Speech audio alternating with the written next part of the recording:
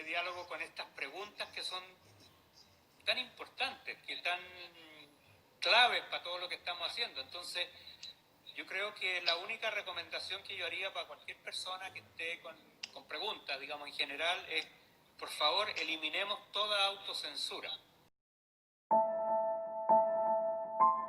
Hola Estevita, ¿cómo estás? Muy bien, contento de verte. Yo también, ahí en los Andes.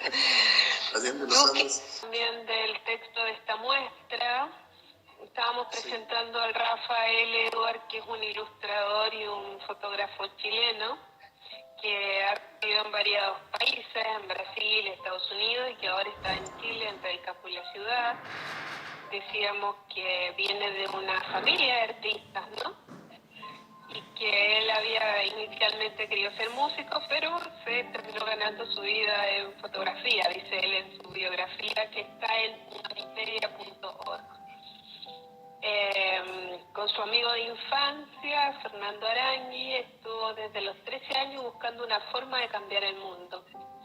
Infructuosamente, luego de no lograr creer en Dios, a los 16 años se hace ateo y finalmente se suma al siloísmo. El siloísmo dice, entre muchas otras cosas, que Dios es algo no seguro y que uno puede hacer lo que quiera siempre que no perjudique a nadie. Hace 30 años está intentando transmitir este pensamiento a través de la imagen visual de sus experiencias y reflexiones sobre la vida, el sufrimiento y el que lo supera. Y él, con Fernando Arangui, que es un escritor que reside en Oregón, siguen empeñados en el intento de cambiar el mundo, y Rafael participa de la corriente espiritual conocida como el mensaje del siglo. Eso te puedo contar de Rafael. Del 2003 a la fecha empiezan sus exposiciones, y en 2003 su primera exposición es Lugares que nunca visité, del Instituto Cultural de Las Condes en Santiago de Chile, y así sigue, y tiene libros. Y en 2006 Rafael dejó de poner en salas y se dedicó a compartir parte de su trabajo en la web, y tiene una página web que es www.rafaeluer.com. Hola, Rafa. ¿Qué tal? Qué bueno verte. Bueno, mientras te esperábamos, se han hecho un montón de preguntas. Hay un listado acá de preguntas de gente que quiere preguntarte cosas. Ah, mira. Ella dice, ¿por qué no le preguntamos al Rafa de sus conversaciones con Silo y sobre el arte inútil? Y si pudieras dar un poco más de contexto sobre eso. ¿Cómo fue la conversación? Bueno. Si se habló algo más, un momento en que se dijo, algo de contexto sobre eso. ¿Te acuerdas que comentaste? Bueno, sí, lo que pasa es que son conversas que se dieron sobre un periodo de tiempo. Eran muy heterogéneas, pero yo me puse a tomar ciertos apuntes. En algún momento empecé como a tratar de rescatar como una especie de elemento común a las conversaciones, ¿sí? De cosas, por supuesto que lo más probable es que me haya perdido mucho, pero como siempre uno toma nota de aquello que le llama a uno la atención, ¿no? Aquello que uno retiene por alguna razón u otra. Entonces, yo me acuerdo que lo primero que me choqueó mucho, lo primero que me impactó era esto de que me dice, mira, porque estábamos en el tema del arte. Me dice, el arte es totalmente inútil. Pero sí, de una forma categórica, me dice, totalmente inútil.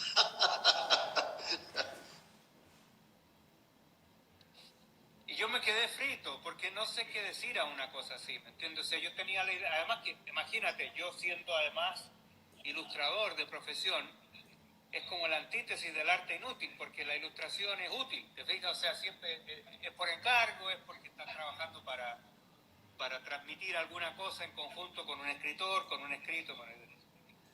El arte es totalmente inútil.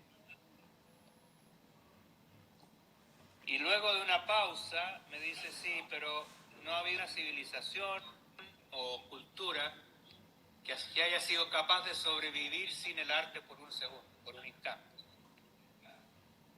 Entonces me quedó esa paradoja del arte como algo totalmente inútil pero indispensable a la vez. Y bueno, eso fue, ponle tú, en el año 90, Sí, hace 30 años atrás. He tenido 30 años para desenmadejar ese rollo.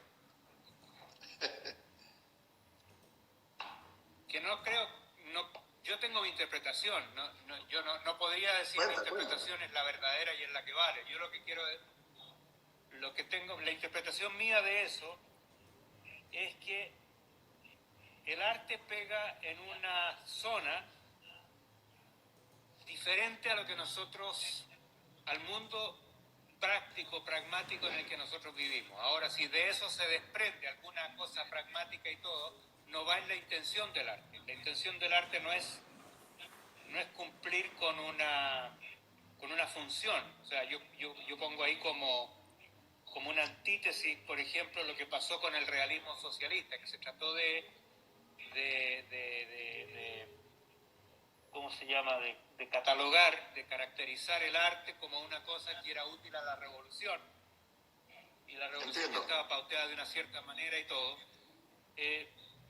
No sé si es bueno el ejemplo, pero es que te quiero decir que yo estaba acostumbrado a siempre trabajar un poco como a pedido, ¿no? Necesitamos tal cosa, necesitamos tal otra, en el mundo de lo político, lo social, de lo psicológico, sí, de lo espiritual, lo que fuera, siempre ilústrate tal cosa, ¿me entiendes? Incluso las mismas ilustraciones que hice de los principios, que mucha gente las conoce, las ha usado, inicialmente fue para un calendario, ¿me entiendes? Lo hice porque necesitábamos un calendario para hacer una colecta, para poder financiar un local, porque es una cosa así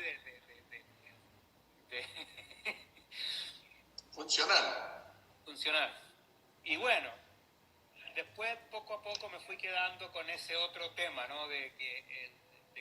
Y fue muy difícil, porque por mucho tiempo yo estuve, y todavía estoy, digamos, luchando con ¿qué carajo es el arte? ¿Qué es esto? ¿De qué se trata? ¿Te fijas? En algún momento tú te acuerdas, Esteban, que nosotros tuvimos un grupo Antoja, que eran artistas que estábamos trabajando juntos en ciertas cosas, y nosotros nos planteábamos esto todo el tiempo, ¿qué es lo que es el arte? Y había muchas diferentes opiniones, ¿no? El arte es, qué sé yo, algo que se contrapone al concepto de oficio, es el espíritu del oficio, es esto, es lo otro. Siempre había muchas definiciones, pero ninguna con la que nosotros nos quedáramos contentos. Y quizás el arte es algo indefinible, a lo mejor el arte es algo que viene con el territorio de esta especie de software que tenemos que nos conecta con lo profundo, no sé. Bueno, ahí llegaste a un punto que lo voy a ligar con la segunda pregunta que hace Analía de la Casa, que te pregunta que ojalá hablaras un poquito sobre el tema de la conciencia inspirada. El tema de la conciencia inspirada. Joder. Que está ligado por donde ibas en la conversación. Sí. Mira, también para mí es re difícil poder entrar en ese tema porque yo no me siento como capacitado para ser una especie de portavoz de la conciencia inspirada porque tampoco tengo muy claro qué es esto de la conciencia inspirada. Fíjate, o sea, yo creo que no podría hablar con propiedad acerca de la conciencia inspirada tal cual la define Silo, por ejemplo, en discusiones, ¿cómo se llama? En apuntes de psicología o en qué sé yo, ¿no? Apuntes de psicología. Porque él se refiere a un estado, a un estado de la conciencia, ¿no? a una estructura de la conciencia en que percibe al mundo de una cierta manera distinta a lo que nosotros conocemos como la vigilia cotidiana, como el racionalismo, como este canal. Entonces, dicho esto, yo podría hurguetear un poco en lo que han sido algunas muy humildes experiencias personales, que sí, para mi propia hipótesis de trabajo yo las tengo asociadas con conciencia inspirada porque quizás son lo más inspirado que conozco. Yo te diría que de partida lo que no es la conciencia inspirada, para mí es cuando uno está tratando de inspirarse. Yo siento que cuando uno está tratando de inspirarse está tomando el camino equivocado. O sea, la inspiración no es algo que uno puede buscar en una especie de intento de llegar ahí, qué sé yo, sino que más bien es algo que opera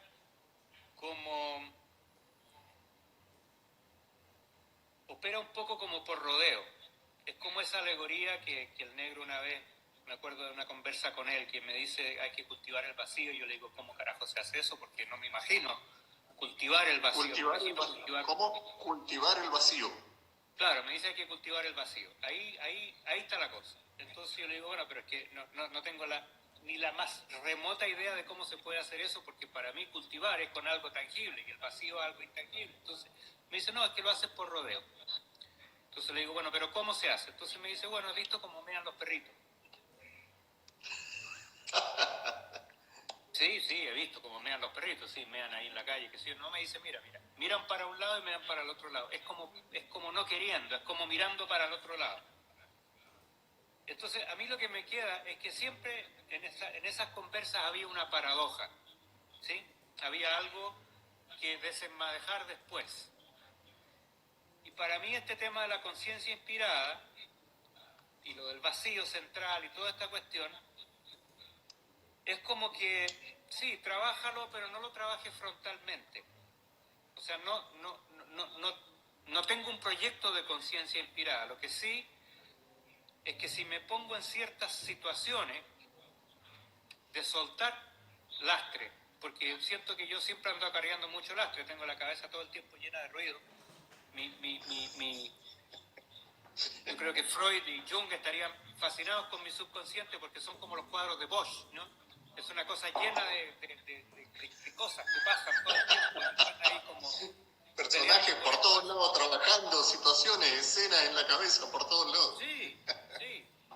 Entonces, te voy a decir esto, y esto es una respuesta quizás que no sé si le va a servir a Analía o no como respuesta a la pregunta, pero y que tiene que ver con esto que estamos hablando nosotros, del tema de el quién soy y a dónde voy. ¿No? Ahí me interesa. Esto de la conciencia inspirada se relaciona con el quién soy y a dónde voy. O sea, yo podría citar quizás algunas experiencias que he tenido que son muy significativas, que las considero de conciencia inspirada, pero yo creo que todos hemos tenido eso. Todos hemos tenido alguna inspiración, ¿no? Como él mismo, maestro, dice, frente a ¿quién no se ha enamorado, por ejemplo? ¿Quién no ha visto una puesta de sol y que le han pasado unas cosas profundas? Pero te diría que al irme preguntando quién soy y hacia dónde voy, y tratando de no tener autocensura en esta cuestión, sino que de verdad, ¿no?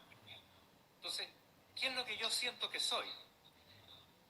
Y si no le pongo ninguna autocensura y no trato de ser ni psicológica ni espiritualmente correcto ni nada, lo primero que surge son mis entornos, las cosas que yo tengo alrededor, lo más externo, ¿me entendí? O sea, yo tengo esta casa que es muy linda, que yo la he construido, qué sé yo, eso es parte de quién soy, es parte de mi identidad, ¿no es cierto? Sí. Esta ropa que me he puesto también, te fijas, estos lentes, este look, ¿no? La barbita y toda esa cosa también es quién soy.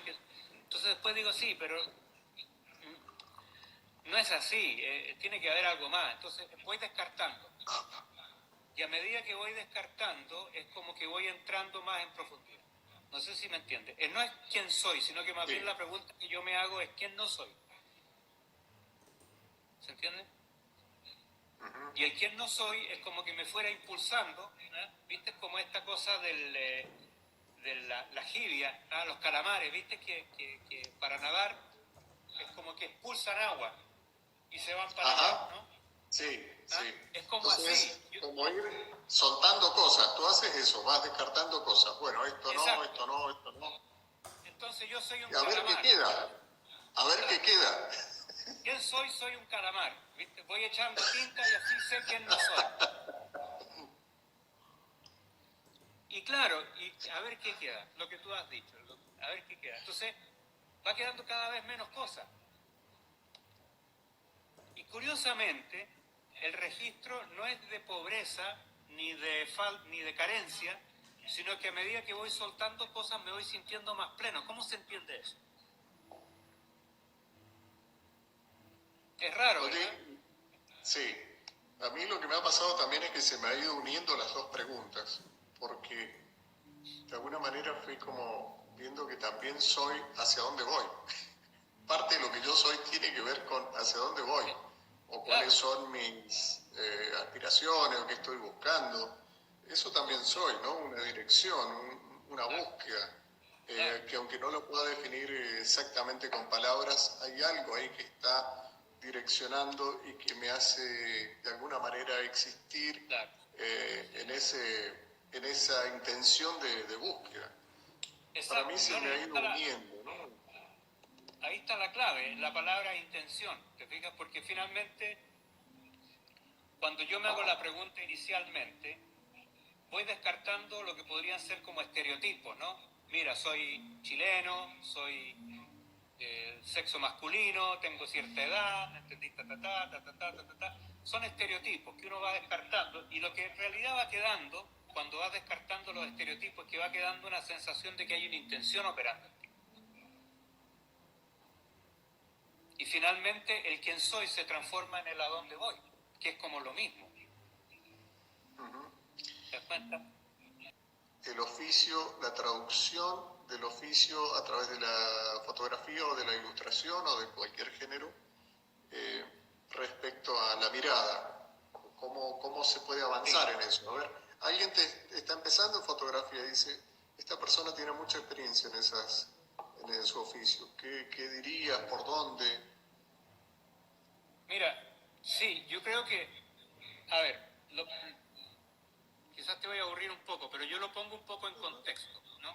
Sí. La fotografía inicialmente nace como una suerte de tecnología, ¿sí? En que lo más importante era captar en con unas sales de plata, en una placa emulsionada, ¿no es cierto?, captar una imagen Sí. con el mecanismo de lo que se llamaba la cámara lúcida, que viene en realidad, entiendo que viene de los egipcios. Ah, Esa sí. cosa de hacer un hoyito en la pared y que puedas ver una imagen proyectada sobre una pantalla y toda esa cuestión, excepto que sobre esa pared ponían una bromuro de plata, no me acuerdo cómo se llama, que es una sustancia sensible a la luz, a los rayos ultravioleta, que finalmente se traduce en una imagen visual impresa bidimensional, ¿no es cierto? Entonces, parte en los años 1840, 50 por ahí, y por mucho tiempo la fotografía pasó a ser como una gran novedad tecnológica. Mira, capté tal cosa, ¿no? Era el hecho de captar algo, ¿sí? Sí. Eso todavía subsiste, o sea, todavía existe, que tú vas a un lugar y ves una puesta de sol y le pones el celular y capté ¿me entendí? Sí. Pude capturar. Entonces, hasta Sí. hoy en día, genéricamente, los fotógrafos hablan de la captura, como si eso fuera lo importante, ¿sí? Yo te diría que eso es interesante porque te permite, de alguna manera, yo creo que el oficio del fotógrafo es que te permite traducir a un lenguaje que otras personas puedan entender algo que tú estás percibiendo, ¿sí? A mí un amigo mío, fotógrafo, cuando yo estaba empezando con la fotografía, me dijo, vamos a tomar fotos. Vamos, le digo, yo llevo mi cámara, que era en ese momento las primeras cámaras digitales, que eran un mamotreto de este corte. Me dice, no, sin cámara, vamos a fotografiar sin cámara. ¿Cómo es eso? Vamos. Y te juro que fue una lección muy interesante, porque fotografiábamos mentalmente. Él me decía, mira eso de ahí, grábalo en tu película mental, porque esa Bueno, es la imagen. ahí en esa grabación, ¿qué estás viendo? ¿Encuadre? ¿Estás viendo elementos? ¿Cómo trabajas eso? No, ni siquiera. El encuadre es parte del lenguaje. Yo te diría que lo que estás viendo ahí es algo que te impresiona, Bien. de alguna manera. Bien. ¿Te fijas? Bien. Yo creo que a la gente le impresionan distintas cosas y a todos nos impresionan cosas diferentes. ¿Te fijas? Hay gente que va por la belleza, por lo que le parece, por las cosas que... La belleza muchos lo han definido como una cosa que es armónica, que suscita una cierta armonía, con un registro interno de armonía, de coincidencia, de cosas que coinciden, ¿no es cierto?, que se ordenan dentro de uno, que es como este concepto medio apolíneo de la belleza. Y para mí el tema no es la belleza, para mí el tema es la contradicción. A mí lo que me gusta es las cosas que no encajan, ¿eh? Entonces, ahí tienes dos miradas completamente distintas. Sí.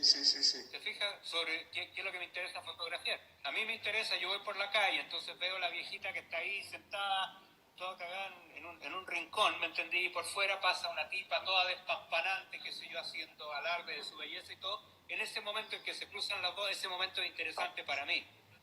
¿Te fijas? El otro se va a quedar con la viejita porque tiene un tema social, y el otro se va a quedar con la mina que pasa porque tiene un tema estético de no sé qué, ¿me entiendes o no? De la moda, qué sé yo.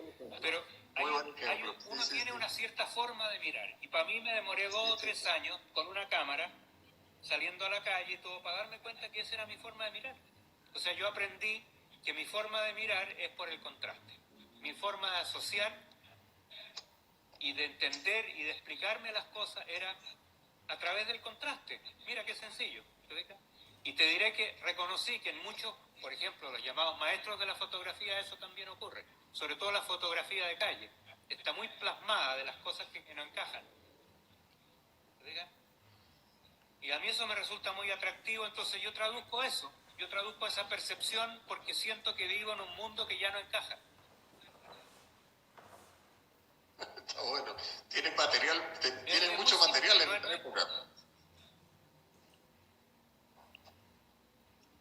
Es eso, es un poco eso. O sea, si de repente me emociono con una puesta de sol, trato de ir a tomarle una foto y todo, pero la verdad es que me resulta bien poco eso de las puestas de sol. O sea, le hago lo que puedo, pero siempre me quedo con la sensación de que la puesta de sol era mucho mejor que mi foto, ¿entiendes? Qué buena. Eso en cuanto al tema de la fotografía. Perfecto. El arte en este momento, te digo que mucho de lo que se llama hoy en día el arte moderno yo lo entiendo poco, o más bien dicho, no me llega, ¿me entiendes? O sea, yo entiendo, por ejemplo, yo trato de entenderlo, ¿sí? Entonces yo veo, por ejemplo, que mucho del arte que yo veo hoy en día, estoy hablando del arte visual, ¿ya? Sí. No de otro. Sí. Mucho de lo que veo yo en el arte visual, lo que está considerado como arte moderno y todo, en gran parte lo siento que es como una queja, ¿ya? Es como decir, oye, qué mal estamos, mira cómo están mal las cosas, ¿ya? Que para mí eso en sí es un discurso que la verdad es que no me interesa. Porque yo creo que hoy en día todo el mundo sabe que estamos en una cagada, que estamos en un callejón sin salida, que estamos en una especie de atochadero apestoso, ¿me entiendes? Donde la cosa está todo... Para ti eso no es noticia. Claro, entonces es una redundancia que alguien se pare arriba, que estamos todos hacinados con un olor así asqueroso, que está toda esta cosa medio descompuesta, y alguien se pare arriba y dice, compañeros, estamos muy mal. ¿Entendido, no? Yo siento que hay mucha queja en el arte, hay una cosa medio como catártica, medio bueno, apocalíptica, el mismo deconstructivismo, ¿me entendió? ¿No? Es una cosa como de ir desarmando el posmodernismo, agarremos los pedazos y tratemos de armar un nuevo Frankenstein con lo que tenemos. O sea, no es el espacio que a mí me gusta explorar, pero sin embargo yo veo que hay mucho también de expresiones que son muy nuevas, muy diferentes, que son de exploraciones de verdad, aunque sean muy humildes y muy sencillas técnicamente, pero que a mí me llegan muy bien, ¿me entiendes?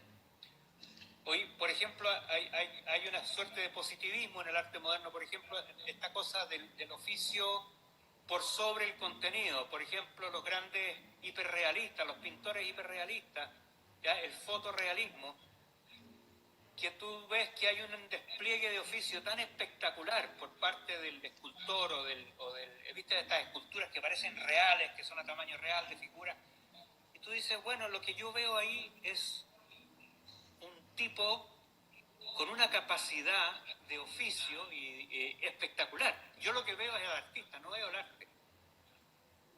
¿Entiendes?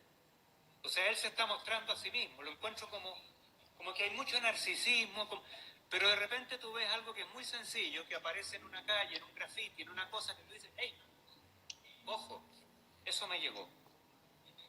Eso estaba pensando en estas Es como que si manifestaciones. estuviéramos volviendo, yo siento...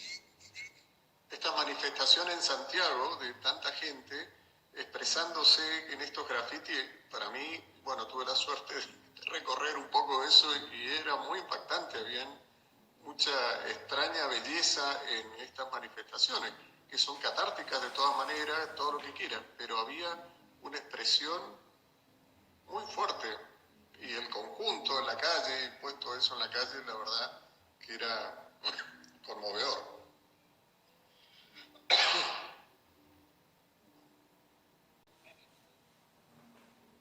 Y la verdad es que no te sabría decir cómo puede...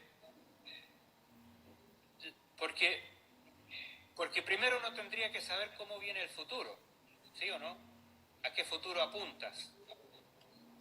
Y yo creo que, mira, disculpa que a lo mejor mis respuestas son un poquitito pedestres, pero esto del descarte a mí me suena por el momento, ¿viste? Yo no sé al mundo en que vamos, no tengo una imagen precisa de cómo es ese horizonte futuro. Pero me queda mucho más claro cómo es el futuro que yo no quiero, ¿sí? Bien, bueno, bien. Entonces, es como un punto de partida, ¿viste? Un punto de partida de decir, mira, por ahí no quiero ir. Y yo, a ver, ¿qué te digo? Yo me tengo que hacer algunas representaciones que me sirvan para visualizar esto del futuro. Entonces yo tengo esta imagen, que a lo mejor puede ser un poco rara, que es que yo siento que el pasado es una mandorla, ¿sí? Es una figura así. El pasado es una mandorla, es una figura bipolar que es como decirte, es como que tiene dos puntas, ¿no? Así. Sí. ¿Sí? Sí. Y esa mandorla es lo que morfológicamente como que nos define hasta ahora, como que siempre ha sido lo bueno y lo malo, lo bello y lo feo, ¿me entiendes? Lo grande y lo chico, siempre nos definimos en función del opuesto, ¿ya? Siempre, sí. Y eso genera también un montón de sufrimiento, ¿te fijas? Porque produce también toda una tendencia aspiracional a estar arriba, y para estar arriba, como esa mandorla tiene una punta tan chiquitita, tienes que encargarte de echar para abajo a todos los demás, porque no cabe toda la gente arriba. Es muy gráfico, eso es muy gracioso. Muy gráfico. Ya. Para mí el futuro es una esfera. ¿Sí? La esfera se comporta de otra manera, la esfera es integradora, la esfera irradia, la esfera es ecuánime, la esfera tiene un centro que genera energía en todas las direcciones, es como el sol. Entonces yo quiero transformarme de una mandorla a una esfera, ese es mi trabajo, ese es mi futuro, esa es mi aspiración. ¿Te fijas? Ahora el tema es cómo te transformas y cómo creas esa esfera, cómo le das vida, cómo la... Bueno, ahí estamos trabajando. Que es una escultura, pero cuando la diseñé completa, la encontré fascinante, me encantó, y después traté de ir, bueno, ¿cómo la puedo desarrollar esta cuestión? Y me di cuenta que el costo mínimo sería $1 millón. Ah, bueno. Y es una cuestión que en realidad es una esfera por la que tú caminas internamente y haces todo un recorrido que tiene 40 metros de diámetro, ¿no? Entonces, dije, bueno, nada. Pero eso mismo lo estoy haciendo, esa misma figura la estoy haciendo en acrílico, sobre tela, para aproximarme un poco a la idea, que es la idea del centro vacío, ¿sí? Genial, genial. El centro vacío Yo te- en contraste con la periferia, que es ruidosa, que es concreta, que es múltiple y que tiene millones de aristas, contra un fondo vacío que es luminoso, que es difuso y del cual nada sabemos y del cual probablemente nunca sabremos nada. Entonces, estoy en ese intento. Genial. Bueno, Docenas de bocetos de esta cuestión, así que te puedo mandar los buenísimo. bocetos. Bueno, esos bocetos, con esos bocetos en sí mismo, es muy interesante. Si pudieras hacernos un videíto o una foto de Sí. esos bocetos y elaboramos algo del proceso de elaboración de la obra final. Yo sé que me está ayudando a poder cumplir con un cierto objetivo respecto a este trabajito que estoy haciendo, que a lo mejor sin estas conversas a lo mejor no lo lograría nunca, porque me olvidaría y me iría para otro lado, porque en realidad soy bien difuso y disperso. Pero no, yo de verdad agradezco este diálogo y agradezco que tú estés abriendo este diálogo con estas preguntas que son tan importantes, que tan claves para todo lo que estamos haciendo. Entonces, yo creo que la única recomendación que yo haría para cualquier persona que esté con preguntas, digamos, en general, es, por favor, eliminemos toda autocensura. Yo creo que eso es lo más importante. O sea, no porque no tengas historial, ni oficio, ni no sé cuántas cosas, no te vas a considerar... que te considere o no considere artista, esa cuestión es totalmente superficial y irrelevante. Yo creo que lo importante es seguir, como decía Esteban, es traducir cosas que están adentro de uno. Y mientras más profundas son esas cosas, más interesante se hace la traducción. Y estar en eso. Y yo creo que la conciencia inspirada, como decía, no sé, Picasso, uno de esos, es si te pilla trabajando, vamos bien. Este momento, a nivel personal, a nivel social, donde me parece y creo que coincidimos que conversar con otros amigos sobre para dónde vamos y en qué estamos y quiénes somos es como una manera, creo, de posibilitar la construcción de un futuro querido, un poco por ahí donde va esta cosa, porque si bien uno no tiene respuesta, uno sabe que en este diálogo es donde pueden venir respuestas interesantes, porque uno es también estas relaciones con otros, entonces Sí. abrir No, eso es nuestra intención, en eso estamos, viendo está cómo... muy bueno y que se vayan juntando todos esos trabajos en alguna producción conjunta, en alguna exposición y todo eso también mejor. Sí. Martita dice que muchas gracias por estas conversaciones y que mande videíto de la obra en proceso. Así que eso, Rafa, agradecerte tu tiempo y seguimos conversando. Perfecto. Muchas gracias. Un abrazo. Muchas gracias. Igualmente, todos.